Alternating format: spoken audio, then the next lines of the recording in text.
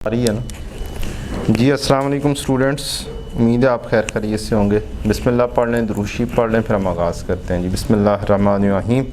अल्लाहुम्मा सल्ली अला मुहम्मदिन व अला आलि मुहम्मदिन कमा सल्लैता अला इब्राहीम व अला आलि इब्राहीम इन्नका हमीदुम मजीद। अल्लाहुम्मा बारिक अला मुहम्मदिन व अला आलि मुहम्मदिन कमा बारकता अला इब्राहीम व अला आलि इब्राहीम इन्नका हमीदुम मजीद। रब्बि इश्रह ली सदरी व यस्सिर ली अमरी वहलुल उक़दतम मिन लिसानी यफ़क़हू क़ौली।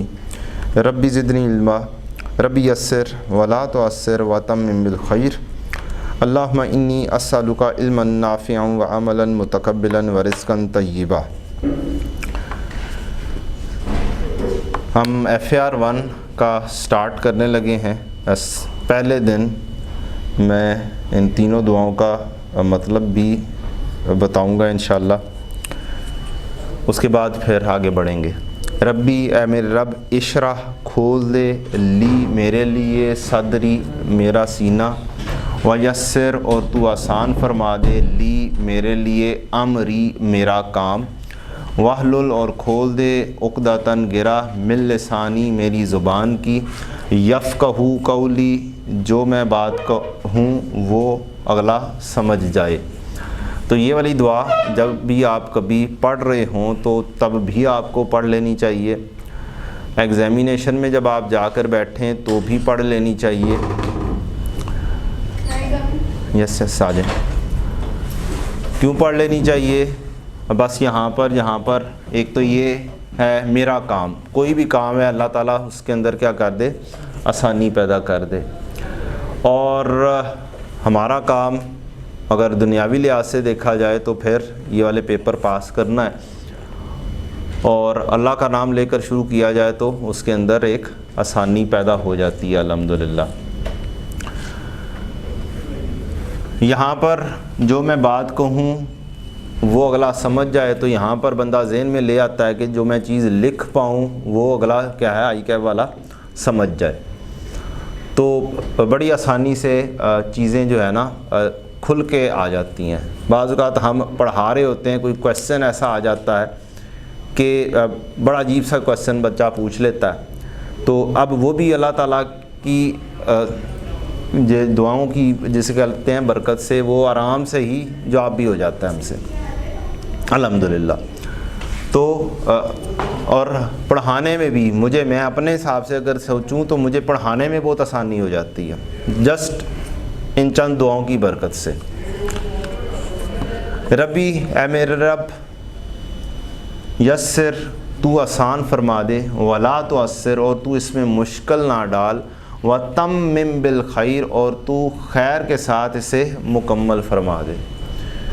तो FAR 1 का आगाज़ है, अल्लाह ताला खैर के साथ इसको मुकम्मल फरमा दे। पूरे FAR 1 को रोज़ाना पढ़ेंगे, जोन सा लेक्चर हो अल्लाह ताला उसे खैर के साथ मुकम्मल फरमा दे। क्योंकि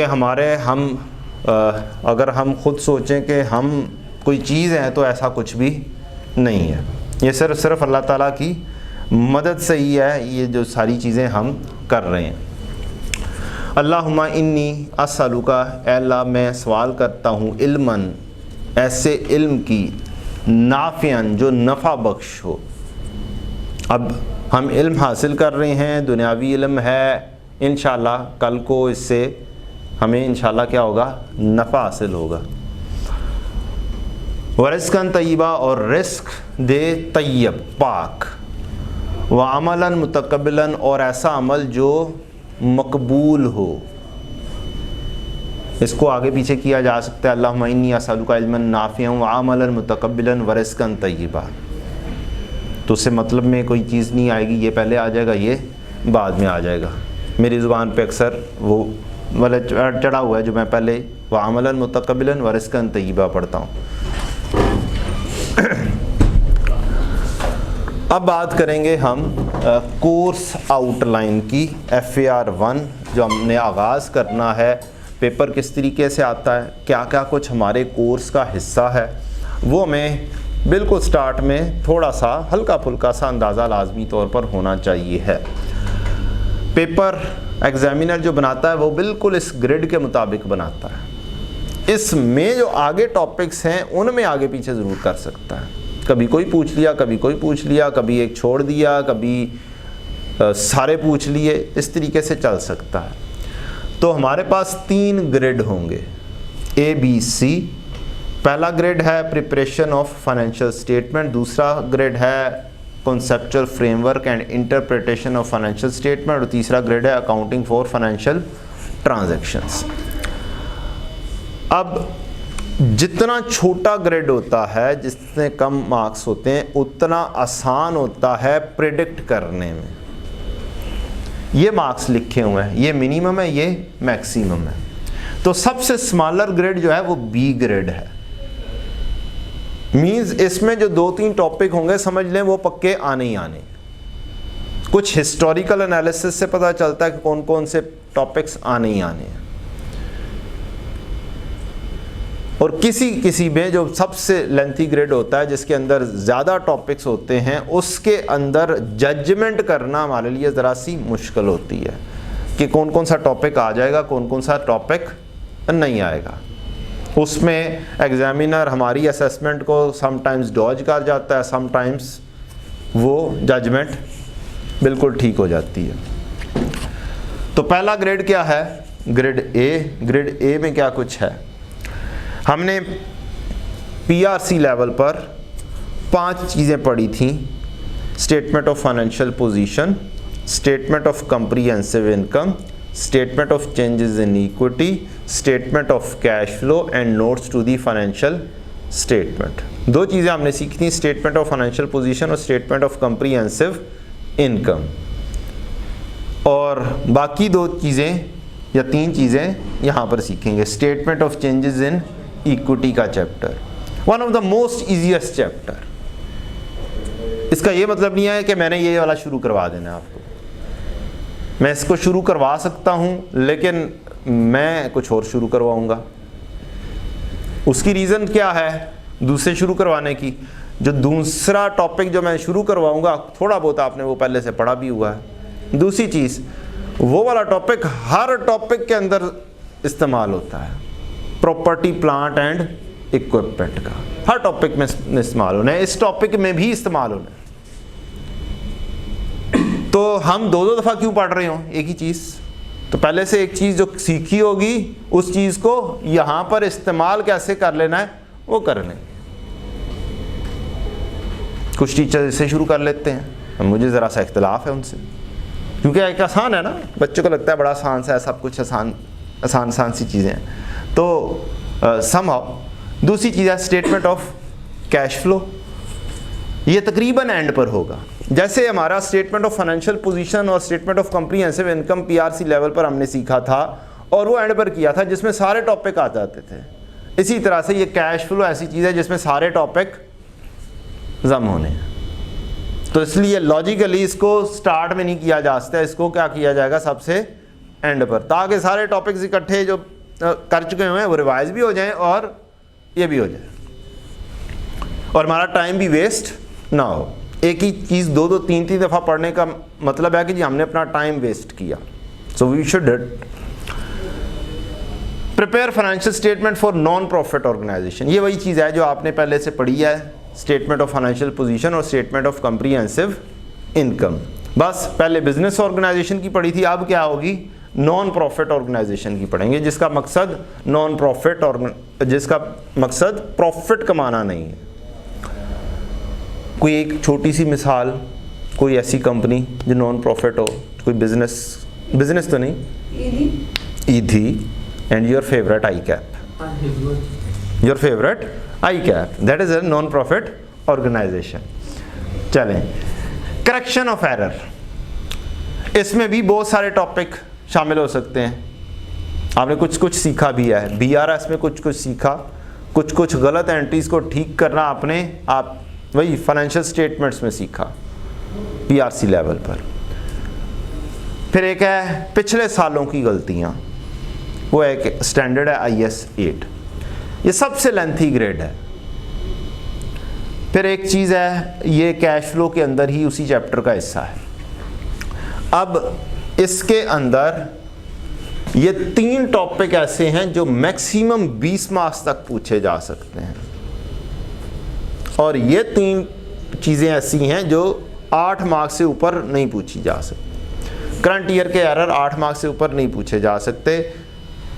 IAS 8 मार्क्स से ऊपर नहीं पूछा जा सकता, लेकिन हमें इसका डिटेल्ड ग्रिड का एनालिसिस भी करना होगा। In recent paper of CM में उसने एक ऐसा काम किया है कि चैप्टर के अंदर 3-4 चीज़ें लिखी हुई थी और हर एक 20-20 मार्क्स तक का लिखा हुआ था। उसने उस ग्रिड में 3 टॉपिक थे, 2 टॉपिक्स को ही साइड पर कर दिया, एक ही टॉपिक के अंदर से उसने 2 लाइन आइटम्स को पकड़ा और पूछ लिया। तो हमें बहुत डिटेल के अंदर भी जाकर इसकी जजमेंट भी देखनी होगी। दूसरा ग्रेड एक छोटा सा थ्योरी का चैप्टर है, ये है रेशियो एनालिसिस, और तीसरा एक्सटेंडेड है IAS 33, बाद में पता चलेगा अर्निंग पर शेयर के नाम से। तो इसमें अब कम से कम 20 मार्क्स पूछे जाने ही जाने हैं और मैक्सिमम कितने 30। तो इसका मतलब है कम से कम 2 टॉपिक तो हो गए इसमें से मस्ट आने हैं।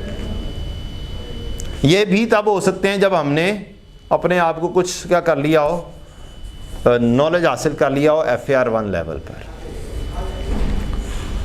अब आते हैं थर्ड ग्रेड पर। थर्ड ग्रेड के अंदर हमारे पास चंद चैप्टर्स हैं। एक वही वाला आपका प्रॉपर्टी प्लांट एंड इक्विपमेंट से रिलेटेड है, जो मैक्सिमम 20 मार्क्स का पूछा जा सकता है और हर अटेम्प्ट में आता ही आता है। एक मस्ट क्वेश्चन हुआ, आना ही आना है। एक इन्वेस्टमेंट प्रॉपर्टी है, ये भी क्या होती है, एक लैंड और बिल्डिंग अगर हम रेंट वगैरह पर दे दें तो उसको हम इन्वेस्टमेंट प्रॉपर्टी बोलते हैं। मतलब ये भी उसी से ही रिलेट कर रहा हुआ आपकी प्रॉपर्टी प्लांट एंड इक्विपमेंट से।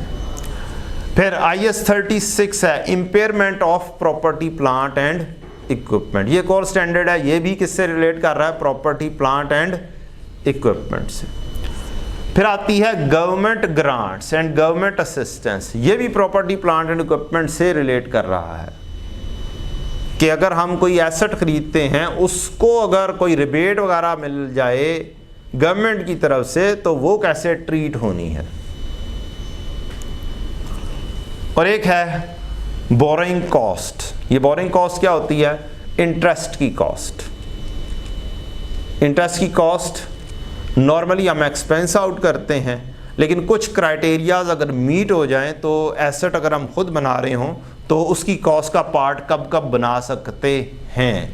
तो ये सारे का सारा ग्रेड ही किससे रिलेट कर रहा है, आपकी प्रॉपर्टी प्लांट एंड इक्विपमेंट से रिलेट कर रहा है। और हम इसी ग्रेड को क्या करेंगे, स्टार्ट करेंगे। कुछ थोड़ा बहुत हमने इससे रिलेटेड चीज़ें हल्की फुल्की सी पड़ी हुई हैं PRC लेवल पर। मीन्स डेप्रिसिएशन की कैलकुलेशन करना हमें आती है, 4 मेथड जो हैं वो हमें पता हैं, दोबारा से रिवाइज भी कर लेंगे। तो इसमें से कोई एक भी टॉपिक ऐसा नहीं है जो एग्जामिनर छोड़ दे। ये सारे इंडिपेंडेंट टॉपिक, ये 3 टॉपिक्स जो हैं 8-8 मार्क्स तक के पूछे जा सकते हैं, ये 20 मार्क्स का और ये भी 20 मार्क्स का। अब एग्जामिनर क्या करता है, चूंकि सारे प्रॉपर्टी प्लान एंड इक्विपमेंट से रिलेटेड हैं, कोई 10-1 मार्क्स इसका रखता है, उसी क्वेश्चन में कोई 4-5 मार्क्स की ये एडजस्टमेंट डाल देता है, उसी में 2-3 मार्क्स की, 4-5 मार्क्स की ये वाली एडजस्टमेंट डाल देता है, 2-3 स्टैंडर्ड को इकट्ठा मिक्स करके एक बड़ा सवाल बना देता है 18 मार्क्स का, 20 मार्क्स का, और बाकी टॉपिक्स को छोटे छोटे से क्वेश्चन बनाकर दे देता है 8 मार्क्स का, 10 मार्क्स का, 7 मार्क्स का, 6 मार्क्स का। चलें जी, अब आप लोग बताएं कि PRC में तो जो भी रीजंस होंगी फेलियर की वो होंगी, यहाँ पर कौन सी रीज़न ऑफ फेलियर हो सकती हैं। आ जाए बेटा, व्हाट डू यू थिंक, क्या रीज़न ऑफ फेलियर्स क्या होंगी। आपने बताते जाना है, मैंने लिखते जाना है, आपने अपने तौर पर सोचना है रीज़न ऑफ फेलियर क्या होंगी। Lack of consistency.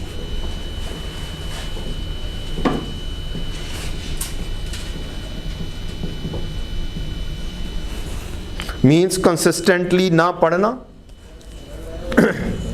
होमवर्क ना करना, रूटीन में ना पढ़ना, बहुत टाइम पड़ा हुआ है, पेपरों में कर लेंगे। मैंने एक लफ्ज़ को मैं 3-4 बातों में बोल दिया जी। एनी अदर जो आपने बताना है, जो आपके ज़हन में आता है, नो टेंशन नहीं लेनी। एक क्वेश्चन करने से घबराना नहीं है।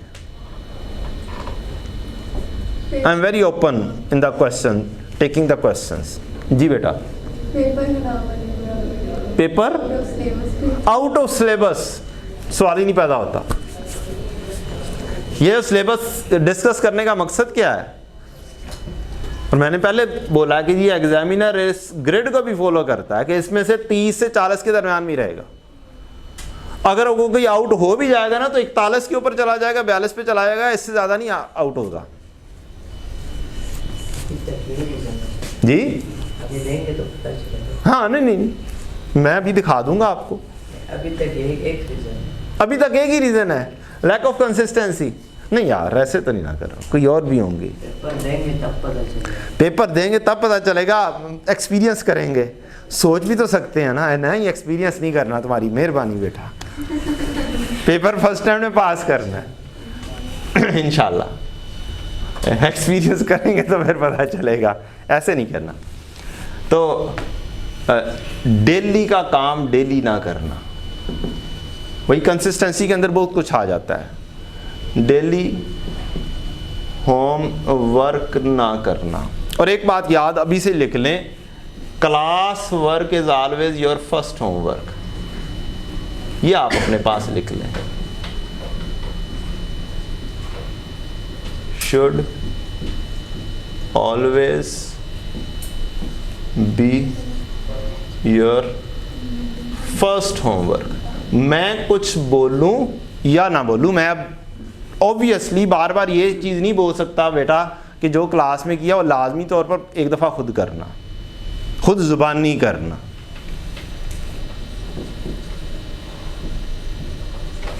रीज़न क्या है? रीज़न ये है कि बच्चा कहता है क्लास के अंदर बैठता है, उसको सारी चीज़ें समझ भी लगती हैं, लेकिन चंद दिन बाद भूल जाती हैं। घर जाके भी करने की कोशिश करता है तो भी भूली होती हैं। वो तब तक सही ज़हन में बैठ नहीं सकती जब तक आप उसको खुद रिपीट ना करें। तो लिहाजा ये चीज़ बहुत ज़रूरी है कि आप जो सी चीज़ क्लास में पढ़ाई जाए उसको अपनी एक रूटीन बना लें कि आपने उसको ज़ुबानी करना है। क्लास में अगर कोई 1.5 घंटे में चीज़ कर रहे हैं ना तो वो आप आराम से पौने घंटे में कर लेंगे, 35 मिनट में कर लेंगे। जी चलें, एग्जामिनर से पूछ लेते हैं। आपने तो नहीं बतानी, नहीं बतानी जी, टेस्ट ना देना, ठीक है। ये एग्जामिनर नहीं बोलता कि टेस्ट ना देना, ठीक है, लेकिन टेस्ट एक ऑब्वियसली एक इम्पोर्टेंट चीज़ है। एक बहुत ही इम्पोर्टेंट चीज़ है कंप्लीटनेस इंश्योर ना करना।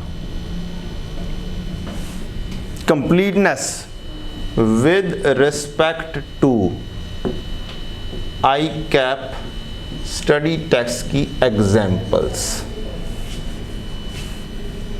With respect to past papers. इससे हमें ये पता चलता है कि हमारे कोर्स में कौन कौन सी चीज़ें मौजूद हैं। एग्जामिनर क्या करता है, एक छोटी सी एग्जाम्पल, छोटा सा कॉन्सेप्ट उठाता है, क्वेश्चन के अंदर फिट कर देता है। हमारे पास ये तो है नहीं सीए के अंदर के सेम क्वेश्चन ही रिपीट होके आने हैं। वो अगर हमने करना होता तो हम बीकॉम करते, एमकॉम करते, कि जो सी चीज़ क्लास में पढ़ाई गई है वही वाले सवाल उठा के उन्होंने दे देने हैं पेपर में, और बच्चों ने फिर भी पास नहीं होना, फिर भी उन्हें मजबूरी पास करना पड़ना है, क्योंकि फेल करना तो वहाँ पर वैसे ही ऐसा समझा जाता है कि जी फेल तो करना ही नहीं ना। अच्छा जी, तो ये चीज़ आप पल्ले बांध लें कि 100% एग्जाम्पल क्लास में तो नहीं हो सकती, ये पॉसिबल ही नहीं है। तो लेकिन ये ज़रूर पॉसिबल है कि आपने करनी है। करनी भी इस तरीके से लाजमी नहीं है कि जी आपने लिख के ही सारा काम करना है। कुछ चीज़ें आसान होती हैं। बुक के अंदर फॉर्मेट के ऊपर आंसर्स मौजूद हैं, आपने क्वेश्चन पढ़ना है और उसकी एग्जांपल को कैलकुलेटर पे अगर सोल्व कर सकते हैं कैलकुलेटर पे कर लें, जहन में बना सकते हैं जहन में बना लें, और अगर रफली कर सकते हैं रफली कर लें, नीट करके कर सकते हैं नीट करके कर लें, लेकिन करना है, एटलीस्ट पढ़ना है। तो ये कंप्लीटनेस इंश्योर करना बहुत ज़रूरी चीज़ है। मैं अपने ज़माने में जब पढ़ा करता था तो मैं इस चीज़ का ख़ास तौर पे ख्याल रखता था कि मुझे कंप्लीटनेस इंश्योर करनी है, कोर्स आउटलाइन। एक दफ़ा मैं चूँकि सेल्फ स्टडी किया करता था आर्टिकल्स के साथ, मेरी आदत थी मैं कोर्स आउटलाइन सामने रखता था, और उस ज़माने में बुक कोई नहीं होती थी आई कैप की। उस ज़माने में ये कोर्स आउटलाइन होती थी, 4-5 बुक्स रिकमेंडेड बुक्स होती थी, खुद ही टॉपिक्स ढूंढो खुद ही करो। एक टीचर की बुक थी टैक्स की, वो मैंने ले ली, सारी पढ़ी। एक टीचर ने बनाई हुई थी, ऑब्वियसली उसने इंश्योर किया होगा कि जी बच्चे पढ़ते भी थे, कोचिंग भी लेते थे। अब मेरी आदत वही थी कि मैंने क्या करना है, कोर्स आउटलाइन को टिक करना है। मैंने सारा पढ़ लिया, दरमियान में 2-3 ऐसे टॉपिक्स थे जो कि बुक के अंदर अवेलेबल नहीं थे।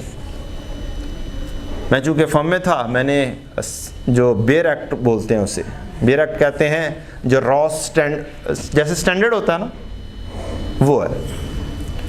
मैंने वो बुक खोली, वहाँ से फ़ोटो कॉपी करवाई और वो मैंने अपनी बुक में रख लिया, मैंने उसे पढ़ लिया। पेपर में वही चीज़ आ गई, मैंने आराम से लिख दी। अब जिन बच्चों ने क्लासेस भी ली हुई थी वो भी कह रहे थे ये पता नहीं आउट ऑफ सिलेबस चीज़ आ गई है। क्या आ गई है? आउट ऑफ सिलेबस चीज़ आई है, ये तो है ही नहीं, कोर्स का ऐसा ही नहीं। मैं कहा मैंने तो लिख के भी आया हूँ, ये कोर्स का ऐसा भी था। तो ये हो जाता है। तो इसलिए पहले दिन से ही बता रहा हूँ कि क्या करना है, स्टडी टेक्स्ट करनी है।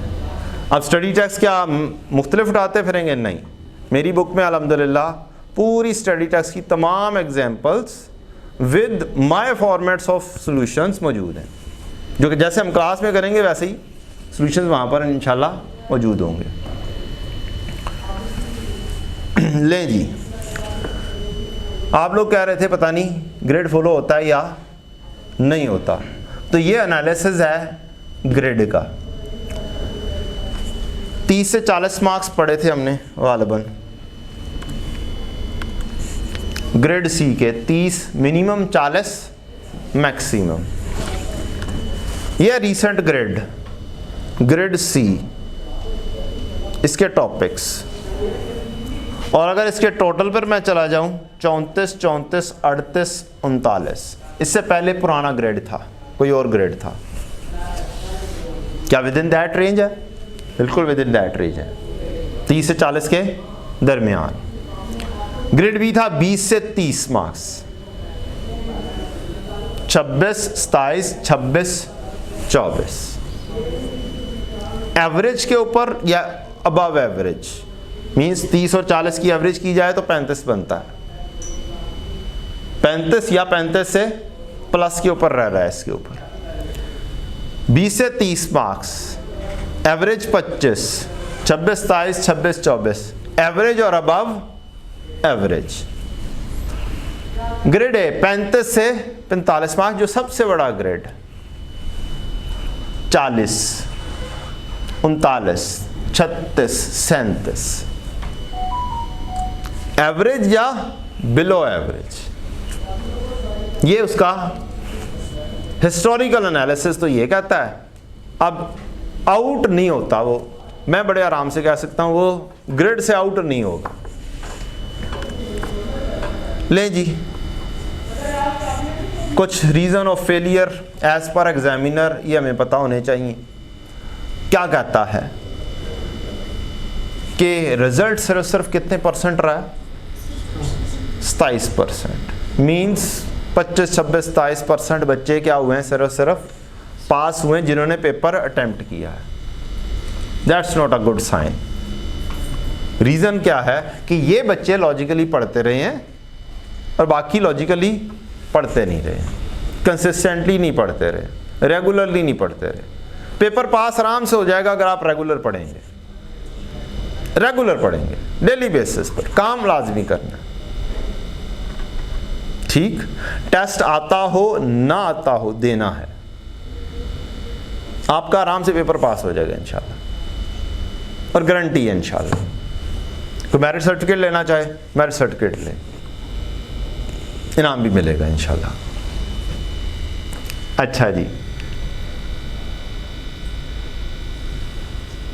ये क्या लिखा हुआ जी, रफली half of the examinee taking this examination have been granted exemption.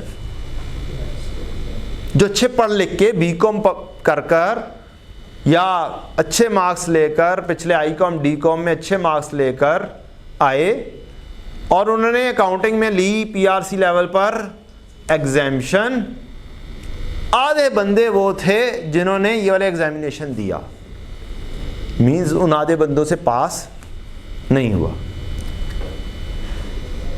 Due to the transition to the new scheme, notably the pass rate for these exempted examinee is considerably lower than that of the others। ये जो एग्जामिशन लेकर बैठे हुए हैं, एग्जामिशन लेकर आए हैं over confident होकर कि हमने तो पढ़ा हुआ है, ये चूंकि पिछले लेवल की स्टडी नहीं कर आए हैं, पीआरसी लेवल पर क्या कोर्स आउटलाइन मौजूद है इनको वो चीज़ें नहीं पता हैं, और वही चीज़ें अगले लेवल पर भी आती हैं, टेस्ट होती हैं। तो चूंकि उन्होंने ये चीज़ें पढ़ी नहीं हैं और सारे बंदे रिवाइज भी नहीं करवाते वो चीज़ें, तो जब क्वेश्चन उनको मिक्स करके दे दिया जाएगा या उनका कॉन्फिडेंस वो लेवल नहीं बन पाएगा, कॉन्सेप्चुअली वो सही तरह से स्टडी नहीं कर पाएंगे, तो फिर वो क्या हो जाएंगे, फेल हो जाएंगे। लिहाजा अगर आप लोगों में से कोई एक बंदा भी ऐसा है जो एग्जाम्शन लेकर बैठा हुआ है, उसने ओवर कॉन्फिडेंट नहीं होना, मीन्स उसको ज़्यादा मेहनत करनी है। ये मैं नहीं कह रहा, कौन कह रहा है, या ये आपकी एग्जामिनर कमेंट्स हैं, नॉट माइन। ये क्या चीज़ लिखी है जी, सिलेक्टिव स्टडी। ये बच्चे को बिल्कुल आराम से फेल करवाती है। बच्चा ये सोचता है ये वाला टॉपिक इस दफ़ा आया था, अगली दफ़ा नहीं आएगा, और एग्जामिनर उठा के वही वाला टॉपिक दोबारा से दे देता है कि पिछली दफ़ा आ गया है, इस दफ़ा फिर से आएगा। तो ये बहुत ही इम्पोर्टेंट चीज़ जो है ये है। और सिलेक्टिव स्टडी से आप कब जान छुड़ा सकते हैं, जब आप रेगुलर क्लास अटेंड करें, तब हो गई आपकी कंप्लीटनेस भी इंश्योर, तब होगी आपकी सिलेक्टिव स्टडी भी नहीं। और एंड पर जाकर भी रिवीजन करते हुए भी सिलेक्टिव स्टडी के अंदर नहीं जाना, हर टॉपिक को करना है। एम्फेसिस ज़रूर हो सकता है कि यार इसका चांसेस ज़्यादा हैं, इसको मैं ज़्यादा अच्छा कर लूँ, दूसरा भी अच्छा हुआ होना चाहिए, ये नहीं है कि जी दूसरा करना ही नहीं।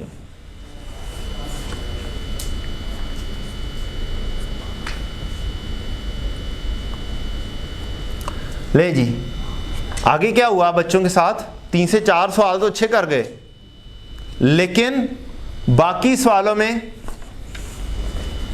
नहीं काम कर पाए। अब 4 सवाल हैं, 4 सवाल में से कोई 2 सवाल होंगे लेंथी, 2 सवाल होंगे शॉर्ट, मीन्स कोई 60 मार्क्स उसने अच्छे कर लिए, तो 60 में से अच्छे कर भी लेगा, 70% मार्क्स भी ले लेगा, तो कितने मार्क्स आ गए, तकरीबन 35 के करीब अब मार्क्स आ गए। और बाकी अगर वो कर ही नहीं पाता, काम तो क्या हो गया, गड़बड़ हो गया। लिहाजा कंप्लीट बहुत ज़रूरी चीज़ है। लैक ऑफ अंडरस्टैंडिंग, ये एक और रीज़न है। ये कब ख़त्म होगी? जब आप रेगुलर पढ़ेंगे, रेगुलर क्लास लेंगे। इससे पिछले पेपर पे चले जाते हैं।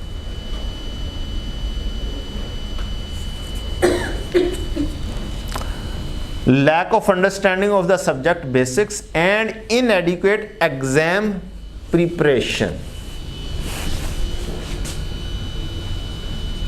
इनएडिक्वेट एग्जाम प्रिपरेशन। ये एग्जाम प्रिपरेशन लोग समझते हैं कि जी एंड पर होगी, ये आज से शुरू होगी। आज से काम शुरू करेंगे तब कहीं पे जाके आपकी एग्जाम प्रिपरेशन होनी है। उससे पिछली में चलते हैं जी। सिलेक्टिव स्टडी वंस अगेन बोल रहा है, examinee struggle to obtain the easy marks available in the paper which could have been achieved with just basic preparation of the topic। हमें easy marks get करना नहीं आते। एक बहुत बड़ी रीज़न है, बहुत सारे लोग क्या करते हैं, वो एग्जामिनेशन टेक्निक्स के साथ नहीं पेपर करते हैं। इंशाल्लाह क्लास में पढ़ेंगे भी एग्जामिनेशन टेक्निक के साथ और फिर करेंगे भी एग्जामिनेशन टेक्निक के साथ, ताकि आपको ये मसला पेपर में जाके ना हो, प्रोवाइडेड आप उस एग्जामिनेशन टेक्निक को फॉलो कर लें।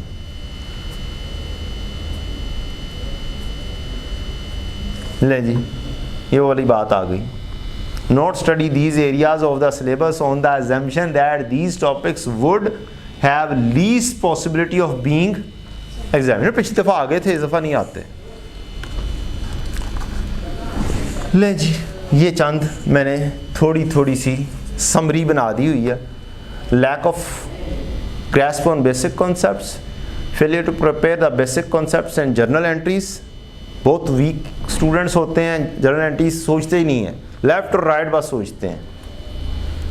इनएडिक्वेट practice, poor presentation skills, long calculation and time management. ये रीजंस हैं कि छोटी सी चीज़ हो सकती है लेकिन उसकी बड़ी लंबी सी कैलकुलेशंस कर रहे होते हैं बच्चे। तो ये हो गई हमारी बात। अब अगर आप कोई क्वेश्चन पूछना चाहते हैं पूछ लें, फिर हम इंशाल्लाह टॉपिक का आगाज़ कर देंगे। Any query, any question with respect to subject. Book से रिलेटेड मैं बात कर देता हूँ। तो बुक जो है वो मेरी अवेलेबल है, इनसे कहें वो आपको बुक कालबन दे देंगे, या मुझसे पूछ लें कि क्या प्रोसीजर है क्या नहीं है, और बुक ले लें। बुक से ही काम पूरा का पूरा हो जाएगा। स्टडी टेक्स्ट की एग्जांपल सारी उसमें मौजूद हैं, पास पेपर सारे उसमें मौजूद हैं, टॉपिकल मौजूद हैं, ऑटम 23 की अटैम्प्ट तक मौजूद हैं। तो मींस टोटली अपडेटेड बुक अल्हम्दुलिल्लाह है, और इंशाल्लाह आपको पढ़ने में मज़ा भी आएगा। जी चलें फिर आगाज़ करते हैं। Property, plant and equipment. क्या कुछ पढ़ा हुआ है आपने पीआरसी लेवल पर प्रॉपर्टी, प्लांट एंड इक्विपमेंट से रिलेटेड? याद तो होगा, इतनी जल्दी अभी तो नहीं, इतना तो नहीं पुराने हुए ना आप लोग, अभी तो पेपर देकर आए हो। याद है कुछ? हाँ बताएं ना फिर, क्या क्या कुछ पढ़ा हुआ है प्रॉपर्टी, प्लांट एंड इक्विपमेंट में? क्या क्या कुछ पढ़ा है आपने? टेंजिबल एसेट्स, ठीक है जी। इसका टेंजिबल एसेट्स का क्या आप कुछ पढ़ा है? जी हम टच कर सकते हैं, ठीक हो गया। और इनटेंजिबल वो ठीक है, लेकिन वो कोर्स का ऐसा नहीं है। वहाँ पे भी पीआरसी लेवल पर भी बस नाम पढ़ा था आपने इनटेंजिबल का, वो वहाँ पर भी नहीं था, वो FAR2 लेवल पर है इनटेंजिबल एसेट्स। बस जिसको छू सकते हैं, टच कर सकते हैं, वही वाले ही हैं। ठीक है जी, देख सकते हैं जिनको। और क्या कुछ पढ़ा था इसमें आपने?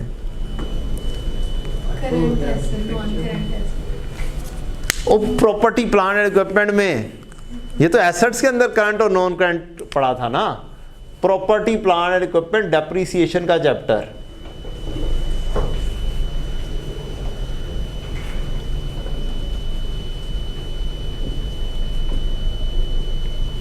जी सेशन वाला है। हाँ हाँ, डेप्रिसिएशन वाला चैप्टर है। क्या 4 मेथड्स पढ़े थे, कौन कौन से? Straight line, reducing balance method, units of production method, sum of year digit method। ये 4 मेथड पढ़े थे आप लोगों ने डेप्रिसिएशन करने के। डेप्रिसिएशन अभी भी वही है, वही वाले मेथड हैं, कोई चेंज नहीं है। चलिए, आपने 4 मेथड्स पढ़े थे जी, 4 मेथड्स, 4 मेथड्स ऑफ डेप्रिसिएशन आप लोगों ने पढ़ा था। थोड़ी सी रिवीजन ही हो रही है आपकी।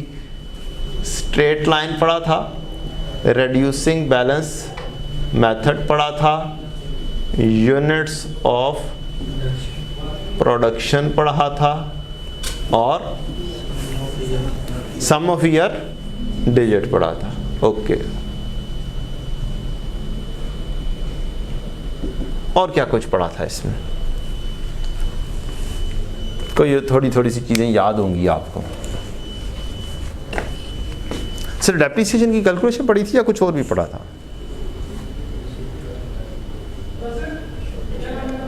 क्या एसेट को खरीदना नहीं पड़ा था कि इसके अंदर कौन कौन सी चीज़ें आती हैं? इसके अंदर इसकी लिस्ट प्राइस आती है, इसमें से ट्रेड डिस्काउंट लेस कर दो, इसके अंदर कैरेज वगैरह ऐड कर दो।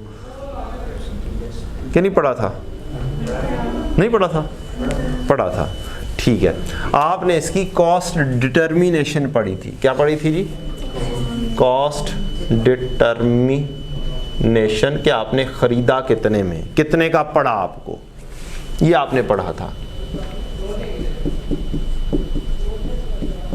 तकरीबन वैसा ही है, उतना ही है रफली यहाँ पर भी।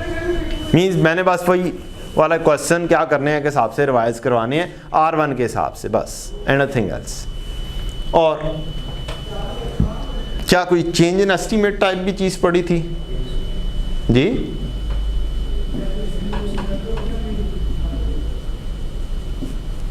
क्यों बच्चों, आप लोगों को भी याद है या नहीं कि भूल गए? चलें, ये चंद चीज़ें आप लोगों ने पढ़ी हुई हैं किसके अंदर? PRC लेवल पर। मैं सारी की सारी चीज़ें पढ़ाऊँगा, इस चीज़ की टेंशन ना लें कि, क्योंकि मुझे पता है कुछ बच्चे ऐसे भी होंगे जो एग्जामिशन वाले होंगे, यहाँ पे नहीं बैठे होंगे तो ऑनलाइन में बैठे होंगे। तो मुझे तो एक एक चीज़ को ये समझ के कि बच्चे बिल्कुल क्या हैं, कुछ नहीं आता उन्हें और उन्होंने कुछ सीखा नहीं है PRC लेवल पर। भले मेरी स्टूडेंट कुछ बैठे हैं, लेकिन मैं यही समझता हूँ कि जी उन्होंने PRC में कुछ नहीं सीखा। हमने सारे का सारा पढ़ना है इंशाल्लाह, तो हम वो पढ़ेंगे इंशाल्लाह, सारा कुछ पढ़ेंगे। और मैं बच्चों की तरह से दोबारा से पढ़ाना स्टार्ट कर दूंगा इंशाल्लाह। आप लोग एक आधा दिन शायद थोड़ा सा बोर भी हों, क्योंकि आप वही वाली चीज़ें पढ़ रहे हैं, लेकिन वो ज़रूरी है रिवीजन करना। एक टॉपिक वो है हमारा जो हमने पहले से पढ़ा हुआ है, डेप्रिसिएशन वाला। बाकी सारे टॉपिक्स जो आपने पढ़े हैं, बैड एंड डाउटफुल डेट का, इन्वेंटरी का, और कौन कौन सा पढ़ा है आपने? मैन्युफैक्चरिंग और इन्वेंटरी, ये 2 टॉपिक बहुत अच्छे लेवल के ऊपर CMA में पढ़ेंगे हम। ठीक, वो इधर उतने नहीं आएंगे, वो CMA में जाएंगे। यहाँ पर बस इन्वेंटरी की थोड़ी सी हल्की सी रिवीजन है, वो थोड़ी सी, जैसे फाइनल काउंट में नहीं हुआ करती थी इन्वेंटरी की एडजस्टमेंट छोटी सी, बस वैसी एडजस्टमेंट यहाँ पर होगी, उस जैसी। बड़ी डिटेल वाली कहानी नहीं होगी। बैड एंड डाउटफुल डेट है, डेप्रिसिएशन तो वैसे ही फुल फ्लैज हो गया जी।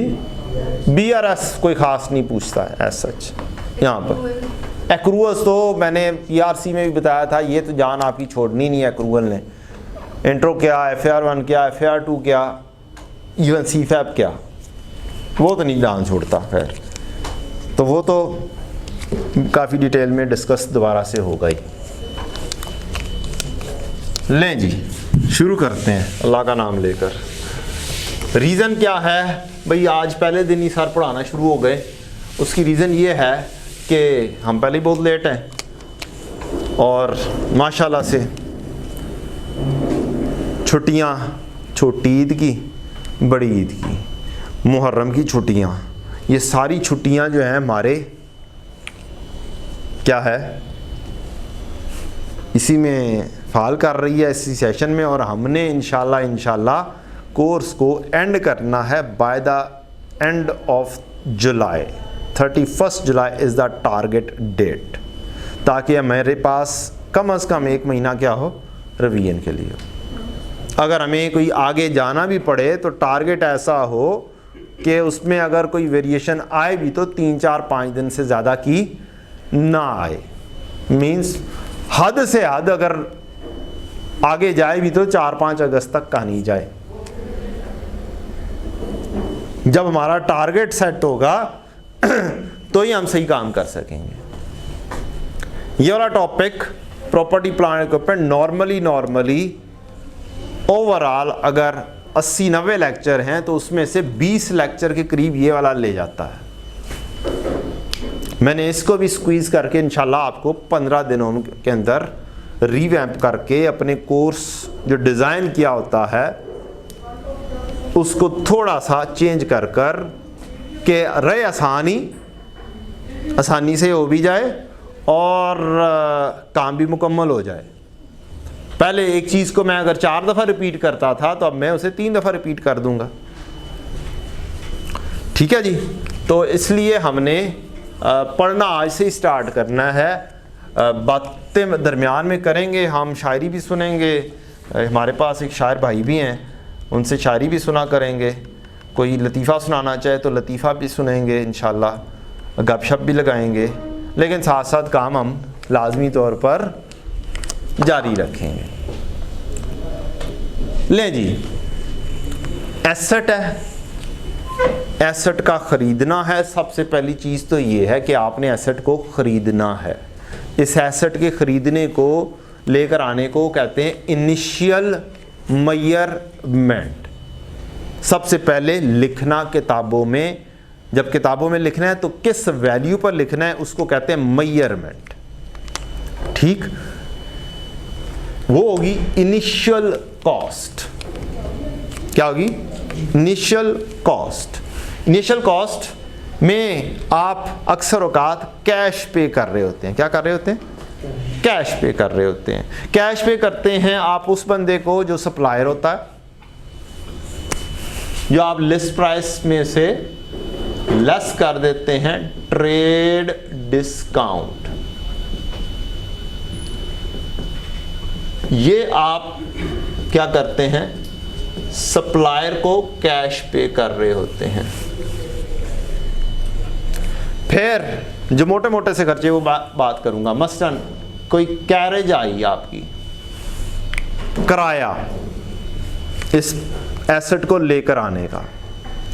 आपने एक फ्रिज खरीदी या आपने एक एसी खरीदा और वो आपने ख़रीदा गालिब मार्केट से, मजंग के पास से, वहाँ से ख़रीदा और आपने अपने ऑफिस में लेकर जाना है। तो वो हवाओं में उड़ता हुआ तो पहुँचेगा नहीं, कोई ना कोई पिकअप वगैरह करवानी पड़ेगी, उसके ज़रिए वहाँ तक पहुँचेगा। तो कैरेज का किराया, ये भी एसेट की कॉस्ट का पार्ट हमने सीखा है। ये उस लोडर वाले को पे करेंगे, पिकअप वाले को पे करेंगे। लेकिन क्या होगा? ये भी कैश की सूरत में, या उधार भी किया हो तो अल्टीमेटली तो कैश पे करना है। ये पिकअप वाले को देंगे। फिर अगर एसी वगैरह है तो उसकी इंस्टॉलेशन होगी। ये किसको पे करेंगे? जो इंस्टॉल करने वाला है उसको पे करेंगे, लेकिन होगा कैश ही पे। डन।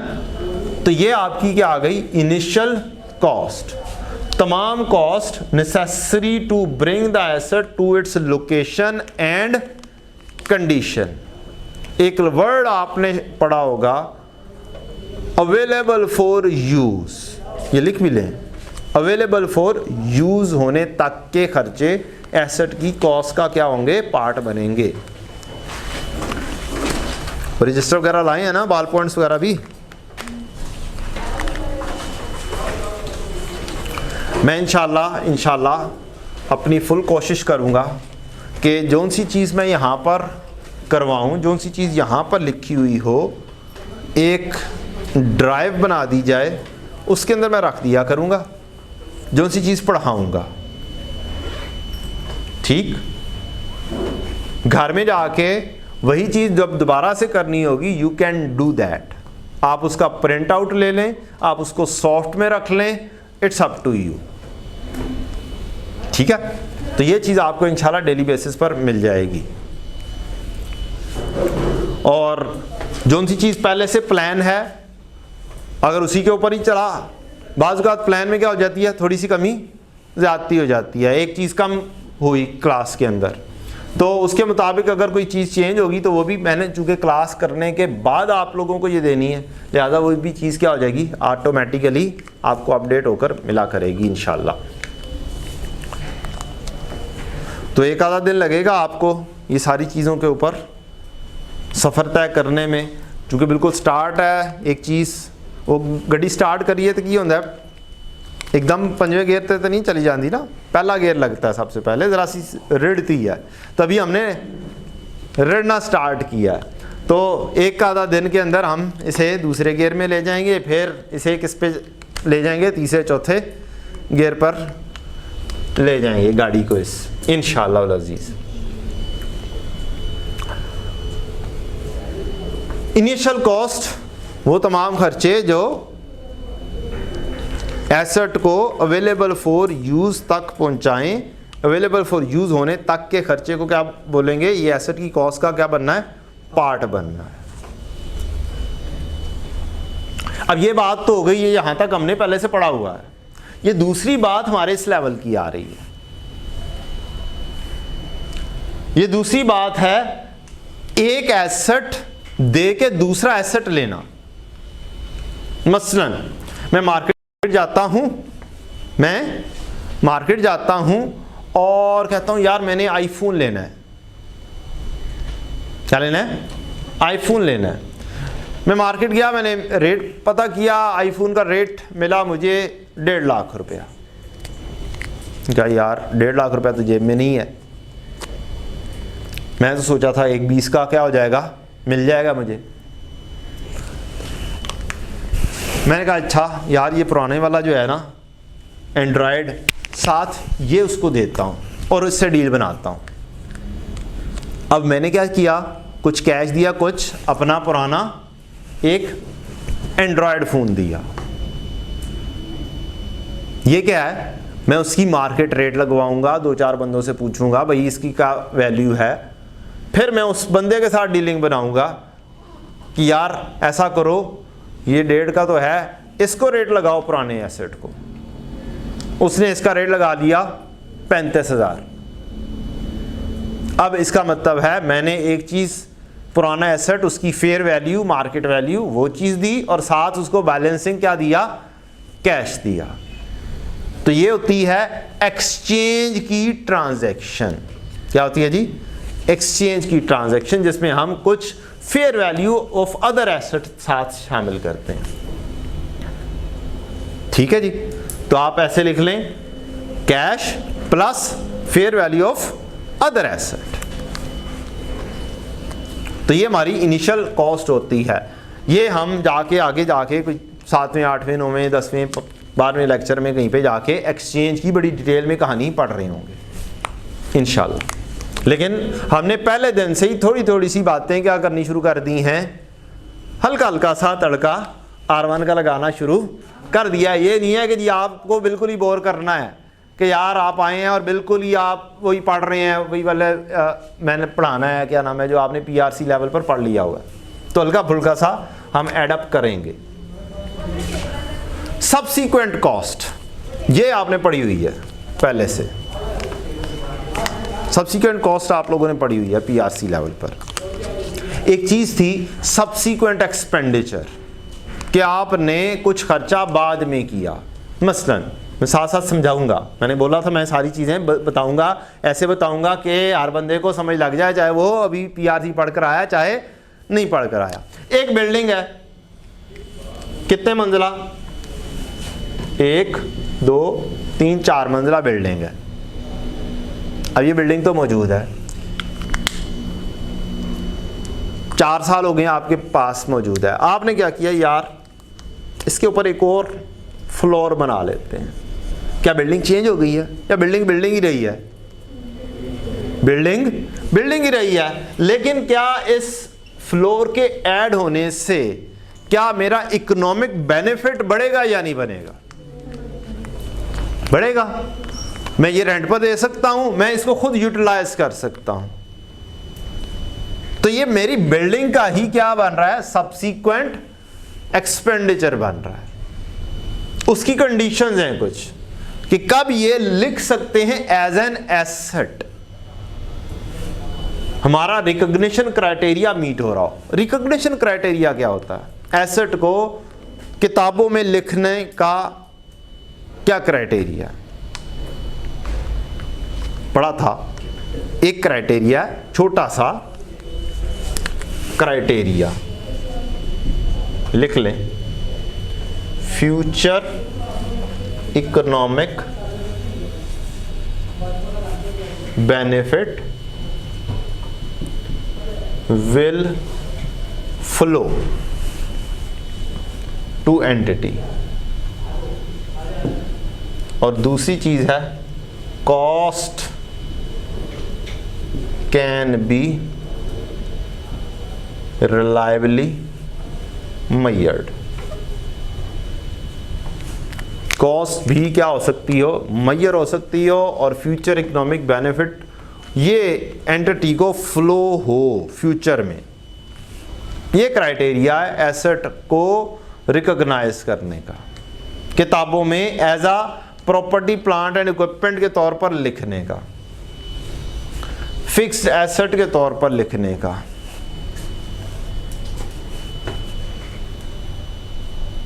अब इतना तो आप लोगों को पता होगा कि फिक्स एसेट कौन कौन से हैं।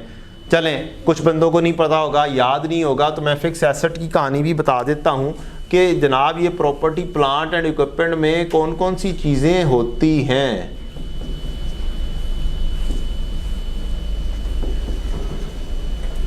कि सर ने ये तो बता दिया कि ये लिखने का क्राइटेरिया ये है, ये तो बताया नहीं कि इसके अंदर होते क्या क्या कुछ है। चलें बताएं, फिर सोचें दोबारा से, कुछ जिन्होंने पढ़ा हुआ है वो तो बताएं ना, जिन्हें याद हो। बिल्डिंग और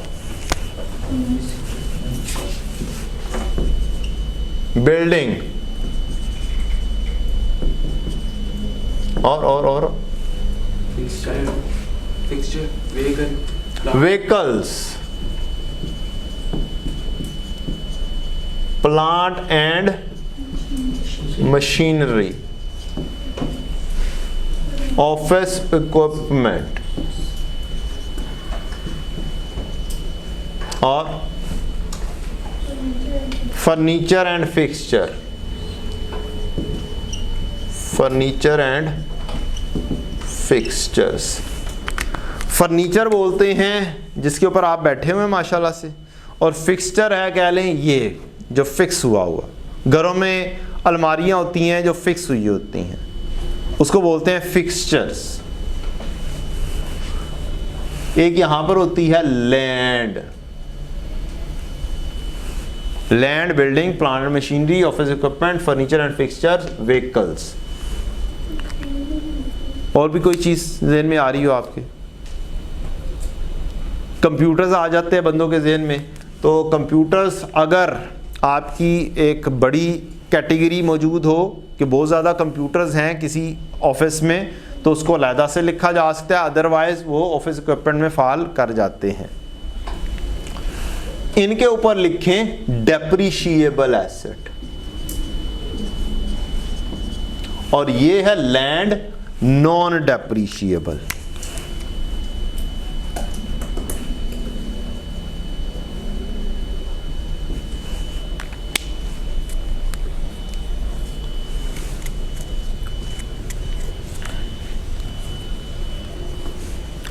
और इन सब को बोलते हैं class of property plant and equipment. Classes of property plant and equipment क्या बोलते हैं जी? Classes of property plant and equipment. Land का हमें पता है, बिल्डिंग का हमें पता है, प्लांट बहुत बड़ी बड़ी मशीनरीज, मशीनरी जरा उससे छोटी मशीनरी, ऑफिस इक्विपमेंट उससे भी छोटी मशीनरी,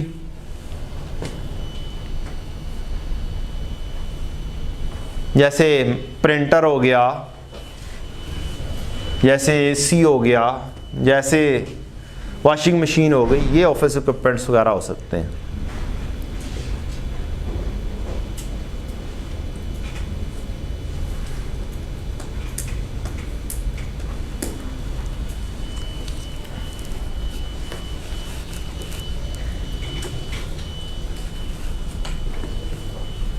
जी एनी क्वेश्चन टिल नाउ? अभी तक कोई क्यूरी आप लोगों की?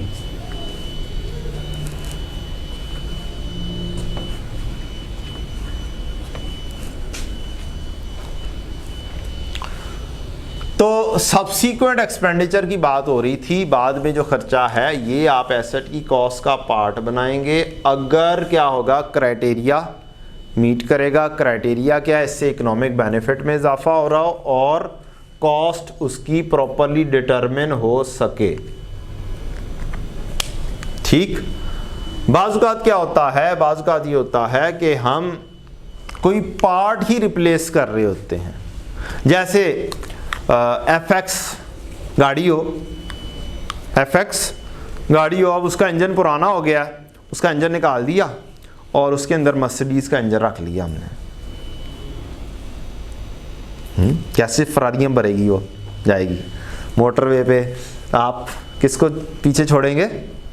सिविक को भी पीछे छोड़ जाएंगे और FX फरारी बढ़ती हुई आगे निकल जाएगी। तो उसमें जो पुराना इंजन है, प्रोवाइडेड आप उसको क्या कर दें, गेट आउट बोल दें, किताबों से निकाल दें और नए इंजन को क्या कर लें आप, एसेट की कॉस्ट का पार्ट बना लें। तो ये है रिप्लेसमेंट का क्राइटेरिया, छोटा सा।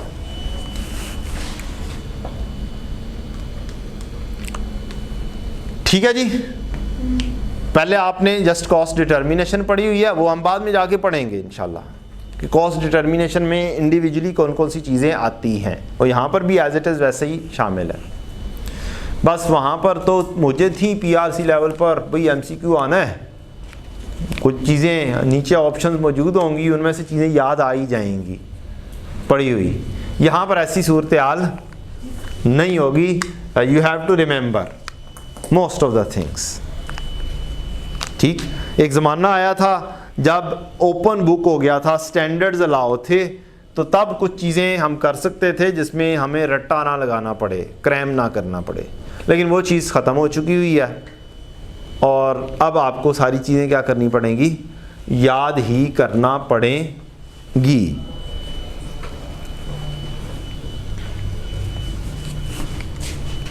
वो क्लास में वैसे ही कर करके याद हो जानी है।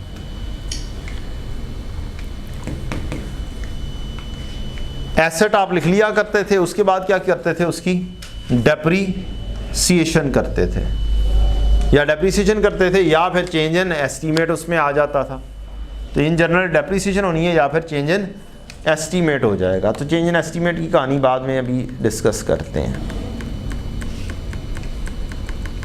कुछ फार्मूला रिवीजन करने के लिए ये लिख दिए हैं। अब हम एक छोटा सा सवाल करेंगे, फिर क्लास को एंड कर देंगे। ठीक है जी। और सिर्फ स्ट्रेट लाइन के ऊपर चलते हैं। सवाल तो बहुत सारा कुछ बनाया हुआ है हमने, लेकिन हम क्या करते हैं, स्ट्रेट लाइन के ऊपर चलते हैं, ज़रा आसान काम करते हैं।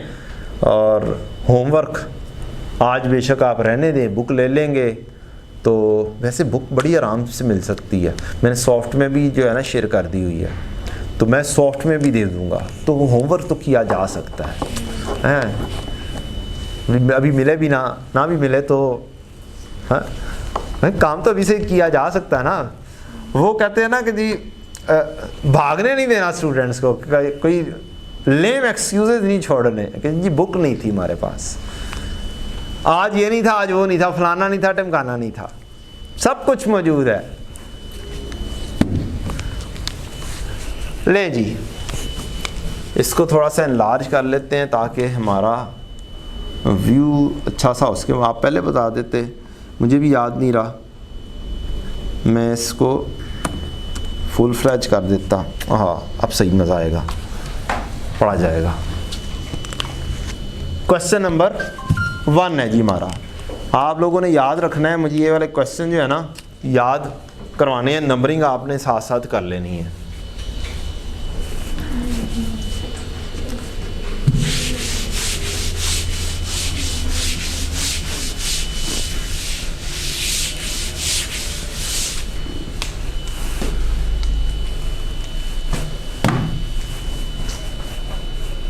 यार शायर भाई कोई 1-2 शेर ही सुना दो यार, वो बच्चे बोर हो रहे हैं, 1-2 शेर सुनाओ फिर हम आगे बढ़ें। क्यों बच्चों, शायरी से हमारे भाई शायर भाई हैं, नहीं रजिस्टर नहीं है ना आज इसके ऊपर लिखा था, वो साथ साथ ही होता है। चलो एक शेर बस सुना दो, फिर बस इतने तो ज़ुबानी याद होंगे तुम्हें, आप सुना दें। हाँ सुना दें, अब पहले पूछा कि मैं सुनाऊँ।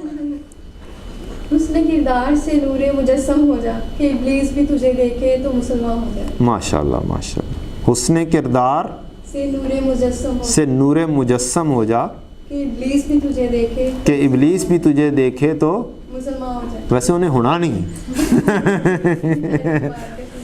नहीं, चीज़ अच्छी है कि आप अपना किरदार इतना अच्छा कर लें कि दूसरा जो देखने वाला है वो भी आपके किरदार को देख के क्या हो जाए, बेहतर हो जाए, मुसलमान हो जाए। मतलब यही है कि जो दूसरा देखने वाला है वो क्या हो जाए, बेहतर हो जाए। मसलन हम घर में अगर नमाज पढ़ना शुरू कर दें तो बहन भाई, छोटे बहन भाई खुद ही देख के क्या करेंगे, नमाज पढ़ेंगे। हम नमाज पढ़ेंगे घर के अंदर तो जो छोटे बच्चे हैं वो खुद ही साथ ही क्या हो जाएंगे, खड़े हो जाएंगे नमाज पढ़ने। अगर हम घर के अंदर गालियां दे रहे होंगे तो बच्चों के मुंह से भी क्या निकलेंगी, गालियां ही निकलेंगी। अच्छा शेर था माशाल्लाह से, मैंने उसकी थोड़ी सी तशरीह कर दी है। ठीक है जी, बस तुमने लेट कर दी बेटा। मुझे शायरी समझ नहीं लगती, लेकिन ये शेर समझ लग गया था। वो थोड़ी देर पहले दुआ पढ़ी थी ना हमने, वो रिलेट कर गई थी। लें जी, हमारे पास एक अदद क्या होता है, एसेट का अकाउंट होता है। क्या होता है जी, एसेट का अकाउंट आपने बनाना सीखा हुआ है। आज लगता है ब्लू से काम करना पड़ेगा बेटा, कल से 2-3 मार्कर होने चाहिए ब्लैक, ठीक है। एक पेपर में, अब चूंकि मैंने कहा था मैं साथ साथ एग्जामिनेशन टेक्निक साथ साथ बताऊंगा। आपका पहले था पीआरसी लेवल, आप रजिस्टर पकड़ के ऐसे खींचिया मीचा भी मार लेंगे ना, कोई फर्क नहीं पड़ेगा। क्यों, वहां पर क्या करना है, आपने एमसीक्यू करना है। आपने कुछ भी नहीं ना लिखा कि आपने कहा कि यार एसेट आया है 500 का, यहाँ पे 500 लिख लिया, आपने कुछ भी और नहीं लिखा, मोर देन एनफ है फॉर यू पीआरसी लेवल पर। यहां पर नहीं, यहां पर पेपर में जैसा लिखा होगा वो अगला समझेगा तो आपको मार्क्स मिलने। बात समझ लगी? तो लिहाजा पेपर को पेपर के अंदाज से करना है और होमवर्क को ऐसे अंदाज से करना है जैसे आप पेपर में जाके बैठ के कर रहे हो। अपना शार ये बनाना है। मैं इंशाल्लाह डेली बेसिस पर आपको एग्जामिनेशन टेक्निक साथ साथ बताऊंगा, चाहे वो छोटी सी हो। तो आप लोगों ने क्या करना है, जब एसेट का अकाउंट बनाएं या कोई भी अकाउंट बना रहे हो, टी अकाउंट जो बनाएं, आपने पूरे पेपर के ऊपर मुहित करके उसको बनाना है। ठीक, जो आशिया शायद पे होता है वो बस छोड़ दें, बाकी पूरा हो। और रुपीस का कॉलम लाजमी बनाना है अलहदा से, ये रुपीस का कॉलम आ गया। डन। ये आपका तरीकाकार होगा पेपर करने का। ये बहुत बड़ा मसला पेश आता है पीआरसी के स्टूडेंट्स को। हमने उसको आदत डाली होती है एमसीक्यूज़ की, भाई धड़ाधड़ क्या करने हैं, एमसीक्यूज़ करने हैं, रफ करो जो मर्जी करो, एमसीक्यू करना है और 1-1.5 मिनट के अंदर आपने एमसीक्यू मुकम्मल करना है। अब वो वाला सिलसिला नहीं है, जैसी अच्छी प्रेजेंटेशन होगी वैसे अच्छे मार्क्स मिलेंगे, और जैसी रूटीन की आपने सीखा होगा वैसे ही आप काम कर रहे होंगे पेपर में। ये बात आपने याद रखनी।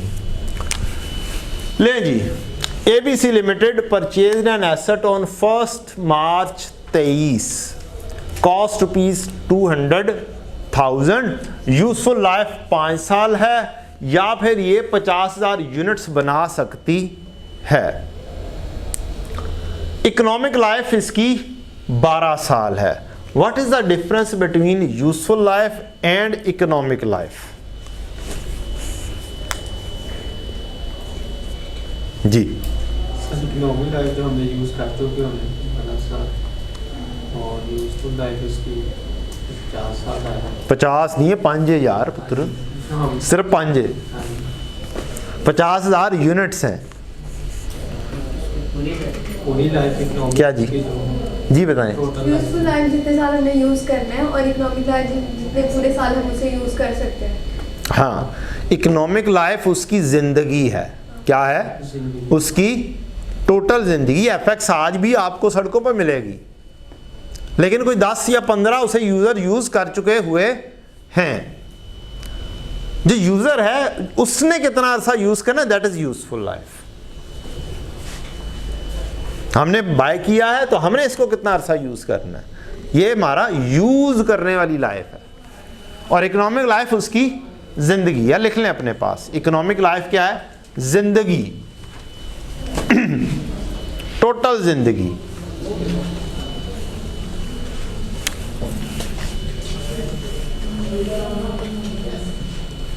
इकोनॉमिक लाइफ ज़िंदगी है, और यूज़फुल लाइफ बिजनेस ने कितना अरसा इस्तेमाल करना है।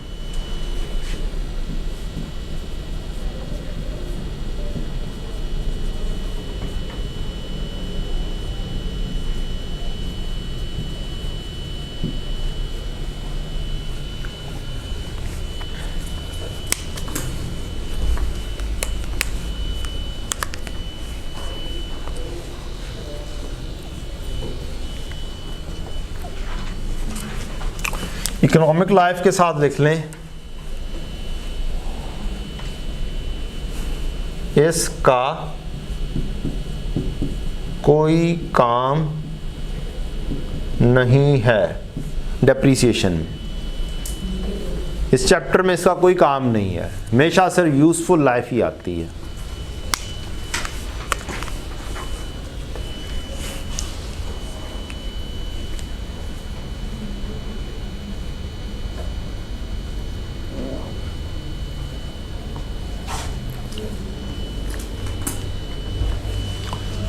लें जी, आगे कहता है the asset can be dispose of for 1.5 lakh at current prices and for 23,000 expected to be received after useful life of 5 years. Further, a 5-year-old similar asset can be disposed of for 20,000 at current prices and for 29,000 at prices expected to be received after useful life of 5 years. एक लंबी चौड़ी कहानी बताई गई है। आगे कहता है calculate depreciation under straight line. अभी हम सिर्फ स्ट्रेट लाइन के ऊपर ही काम करेंगे, बाकी 2 मेथड्स इंशाल्लाह कल देख लेंगे। इफ़ यूनिट्स प्रोड्यूस, ये भी बात की कहानी है, ये भी बात की कहानी है। ईयर एंड क्या है हमारा? 31 दिसंबर। एक अपने पास पॉइंट लिखें, डिफाइन योर ईयर फर्स्ट। क्या जी?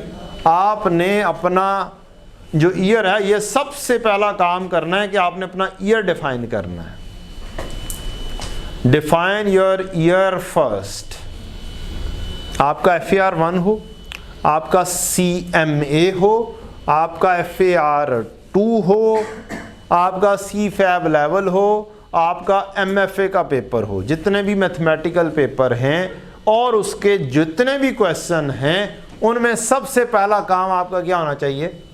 डिफाइन योर ईयर कि आपका साल कौन सा है।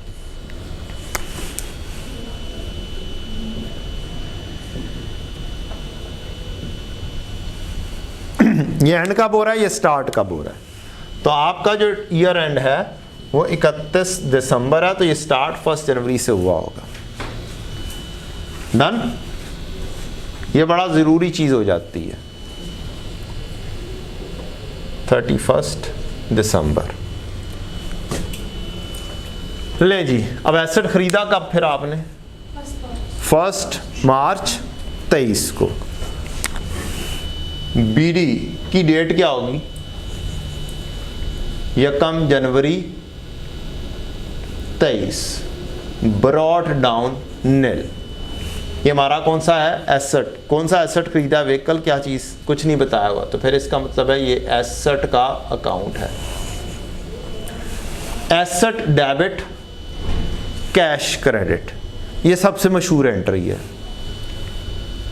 1 मार्च, 1 मार्च है, 1 मार्च 23 है जी।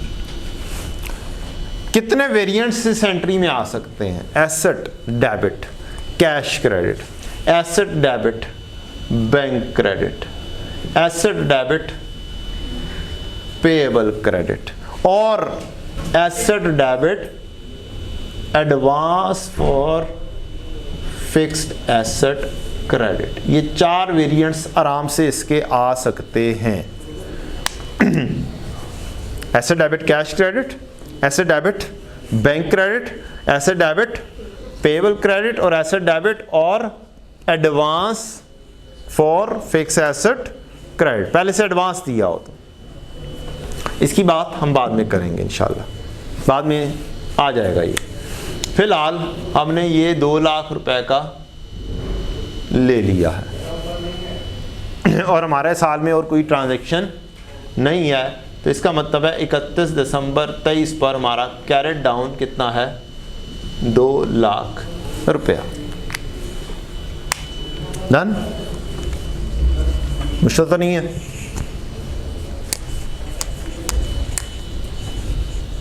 अब अगला काम कौन सा करना है? कौन सा अकाउंट बनाना है आपने? एक्यूमुलेटेड डेप्रिसिएशन का।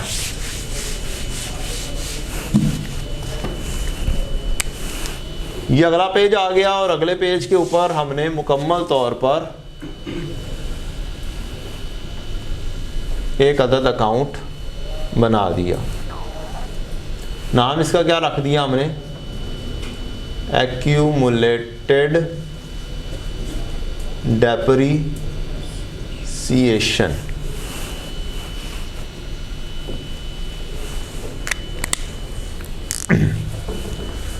डेप्रिसिएशन का फार्मूला मुझे याद है, ज़रा तुम्हें याद हो कि ना याद हो? स्ट्रेट लाइन में, यस ऑब्वियसली स्ट्रेट लाइन में। Well done. Cost minus residual value over total useful life. ये 1 साल की डेप्रिसिएशन है, लेकिन अगर 1 साल से कम हो, जैसे हमारा एसेट आया कब? 1 मार्च को, तो हमारे साल में इसके कुछ कम मंथ्स हैं, तो मल्टीप्लाई बाय n/12 हम कर सकते हैं। ये n/12 को मैं बोल देता होता हूँ रिस्पेक्टिव ईयर का यूज।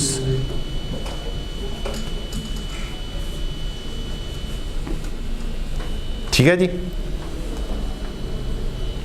ये हमारी आ गई डेप्रिसिएशन का formula with straight line method. Cost कितनी है जी हमारी? 2 lakh. What is the residual value in the question, जबकि लाइफ मुझे नजर आ रही है 5 साल है। कितने साल? 5 years। जबकि मुझे n/12 भी नजर आ रहा है कि ये 1 मार्च को खरीदा गया था, 31 दिसंबर ईयर एंड है, तो मार्च, अप्रैल, मई, जून, जुलाई, अगस्त, सितंबर, अक्टूबर, नवंबर, दिसंबर, कितने महीने हुए? हमारे साल में 10 महीने आ रहे हैं, 10/12 ये हो जाएगा। ठीक है जी। रेजिडुअल वैल्यू क्या होगी?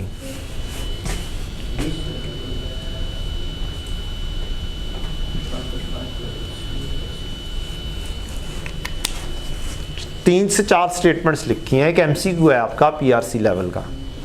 20,000 पक्का?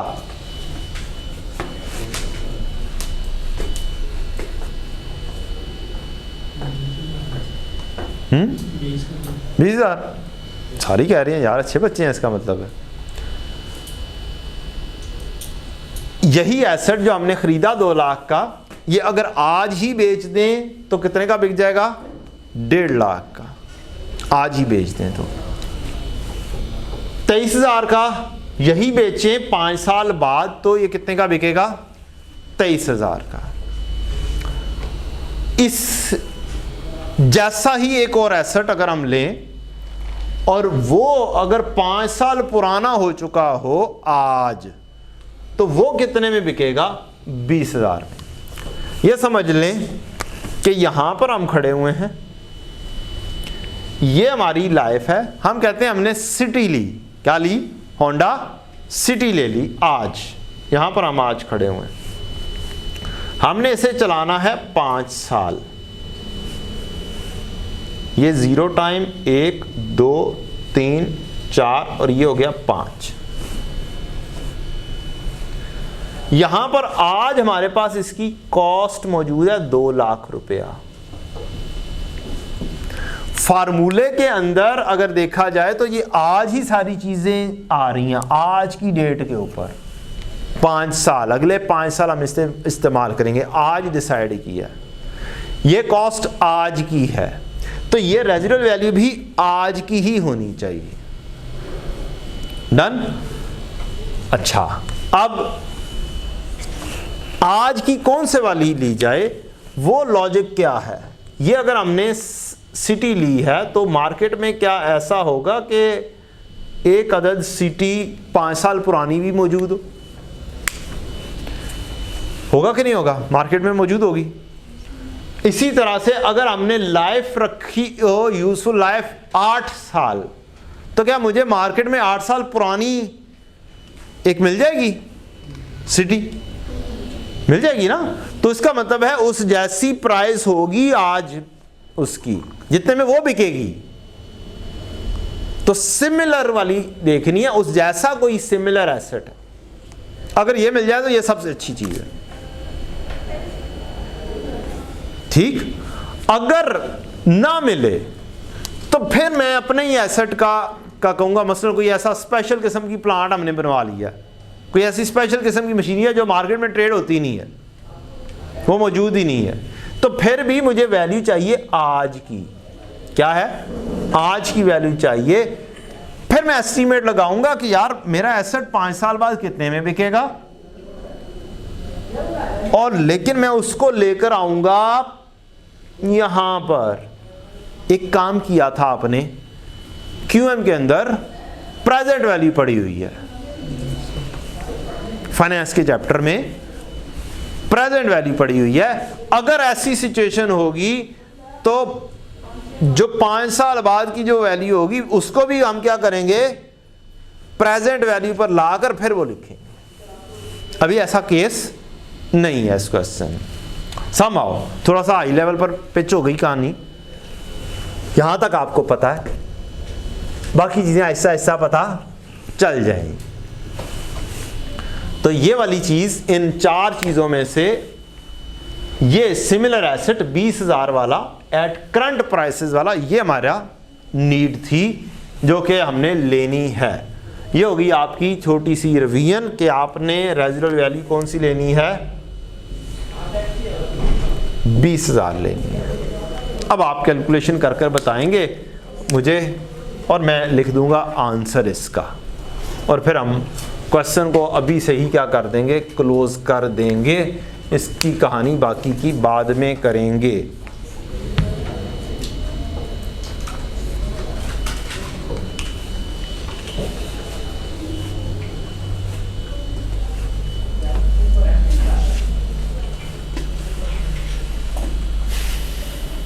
चलो 30,000 ले जी। डेप्रीसिएशन की कैलकुलेशन आई है 30,000 और इसकी एंट्री होती है डेप्रीसिएशन एक्सपेंस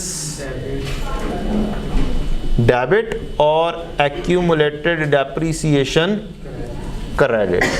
ये वाहिद एंट्री थी कह लें मेजरली जो आपने इस टॉपिक में पढ़ी थी। अब बहुत बेतहाशा एंट्रीज आएंगी इस टॉपिक में, एंट्रीज का एक अंबार लग जाएगा। तो ये वाली एंट्री की पोस्टिंग जब हम इस अकाउंट में करेंगे तो ये चूंकि क्रेडिट हो रहा है तो ये इसकी क्रेडिट साइड पर आ जाएगा। डेबिट वाला अकाउंट फिलहाल हम नहीं बनाते।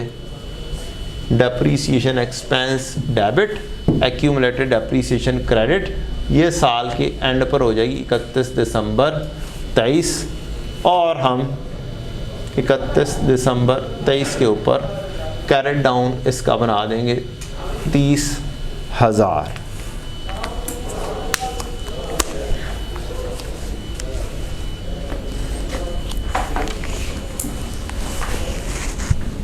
कल इंशाल्लाह यहीं से शुरू करेंगे। आज का कोई होमवर्क नहीं है। आप समझ लें कि ये लेक्चर नंबर 2 का मैंने जस्ट आगाज़ किया है, आपको जस्ट एक स्ट्रेट लाइन करवा कर। कल से इंशाल्लाह कोशिश करेंगे होमवर्क भी आपको दिया जाए। आज अब यशी जितनी करनी है ना कर लें।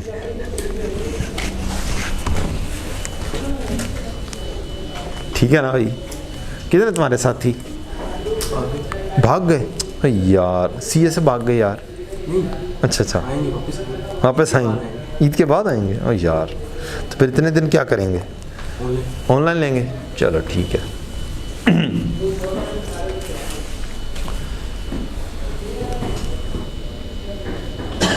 हाँ जी, थैंक यू जी। आज के लिए इतना ही। अपनी दुआ में याद रखिएगा। आजकल वैसे भी रमज़ान का महीना चल रहा है तो दुआएं बच्चों की बड़ी जल्दी कबूल हो जाती हैं।